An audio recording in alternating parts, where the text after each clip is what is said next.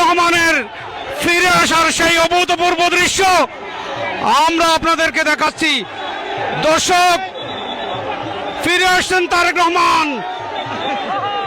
তারেক রহমান ফিরে আসছেন।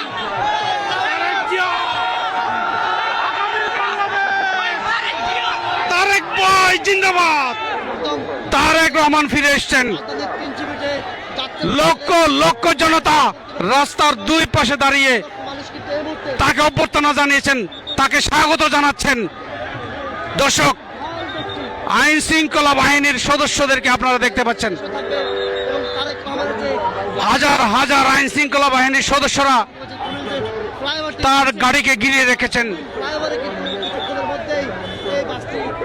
আমরা দেখতে পাচ্ছি এক অভূতপূর্ব দৃশ্য, যেই দৃশ্য দেখার জন্য এদেশের মানুষ দীর্ঘ 18 বছর অপেক্ষা করছিলেন।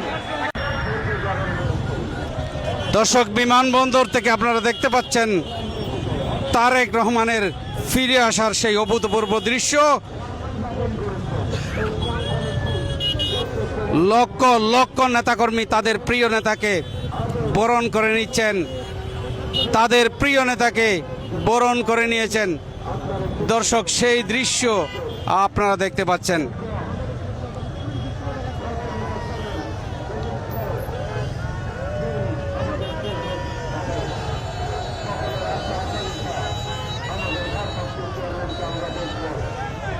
দর্শক, আপনারা দেখতে পাচ্ছেন বিমানবন্দর থেকে সরাসরি লক্ষ লক্ষ জনতা জনাব তারেক রহমানকে অভিনন্দন জানিয়েছেন, অভ্যর্থনা জানিয়েছেন, স্বাগত জানিয়েছেন।